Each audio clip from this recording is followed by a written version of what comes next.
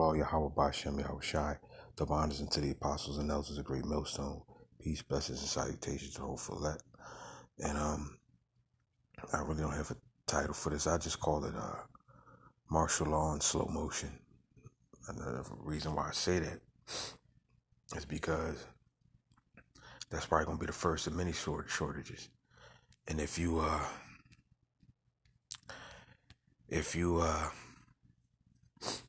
apply this to everything else, like the hospital situations and other essential jobs, maybe like firefighters or police, this is they can move in the same way, and this is what they want: kickback, so they can slowly take over these situations, and of course, take away your what you call your freedoms. You never had no freedoms here anyway. This country was always ran by elite bankers. You just been under the illusion of freedom. All right, but I'm gonna read because this had me thinking too with the truck driver situation, with the supplies. If they walk out, who's going to drive? Who's going to drive those trucks? All right, and this is an article from Rainy Day Food Storage. All right, I'm gonna read a little bit of it. What is martial law? Temporary rule by military authorities imposed on the civilian population, especially in times of war or when civil authority has broken down. It may also be used during outbreaks of deadly illnesses, okay? I.e., the pandemic, what's going on. The law imposed on occupied territory by occupying military forces. Among aspects of martial law are censorship of radio and newspapers, all right? Communications cut off. The only one that will have comms is the government and the military, but the civilian population probably won't have no comms unless you're directly communicating with the occupying military. Prohibition of the sale and consumption of alcoholic beverages. Prohibition of gatherings of more than 5 persons in the streets. All right, and if you look in Australia right now, they've been locking up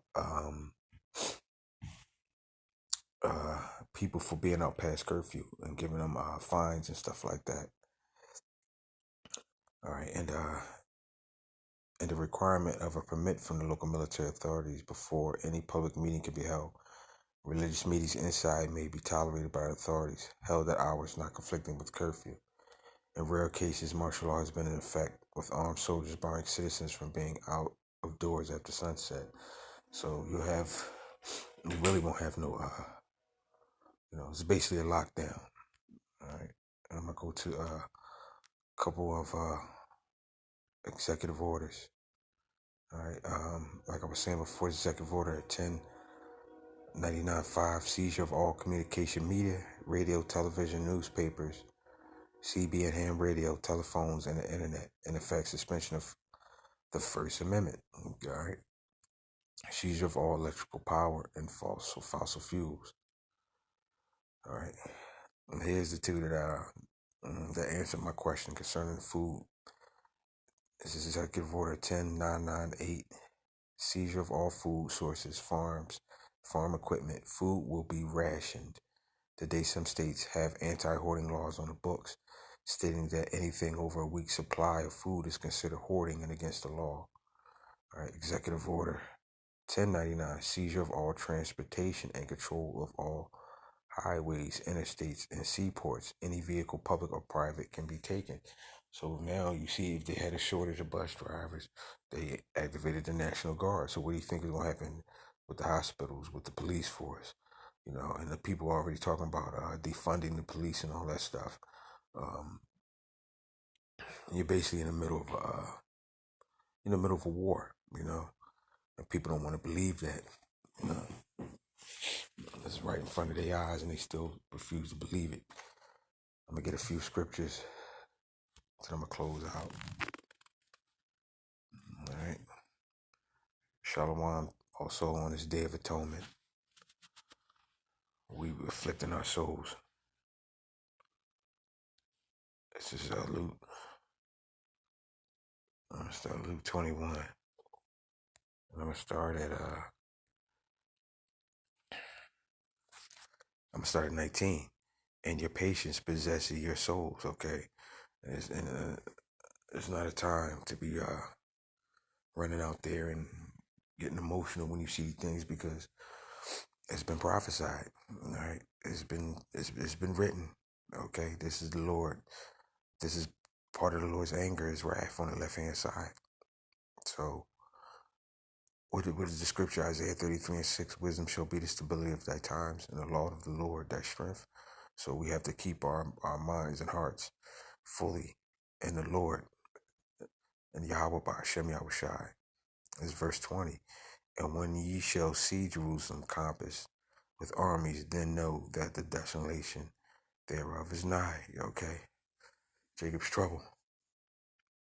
Jacob's trouble is on the way. All right.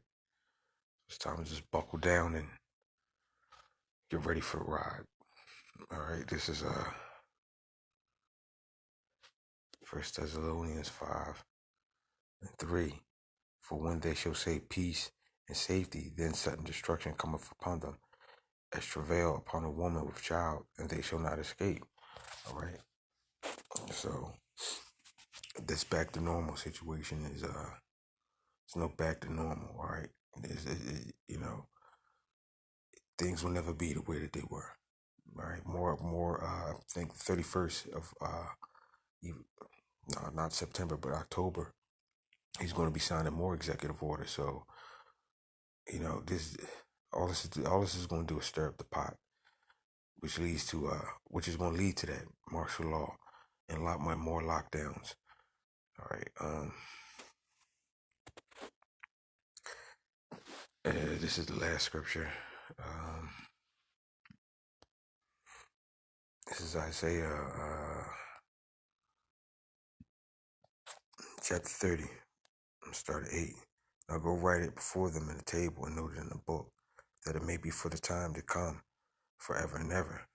This is a rebellious people, lying children, children that will not hear the law of the Lord, which say to the seers, see not, and to the prophets, prophesy not unto us right things, speak unto us smooth things, prophesy deceits, get you out of the way, turn aside out of the path, cause the Holy One of Israel to cease from before us. Wherefore thus saith the Holy One of Israel, because ye despise this word, and trust in oppression and perverseness, and stay therein. Therefore this iniquity shall be to you as a breach ready to fall, swelling out on a high wall, whose breaking cometh suddenly at an instant. And people are careless. You know, 2/3 of our people, of course, the heathens, they're all careless. They don't care. You know, I talk to some of them, I question them about, you care about losing your personal freedoms. They don't care, man. As long as they can go to a restaurant or go to a venue, that's all they're concerned with, you know. But the squeeze is coming, you know. So I pray that you've been edified with this lesson. I would like to say shalom.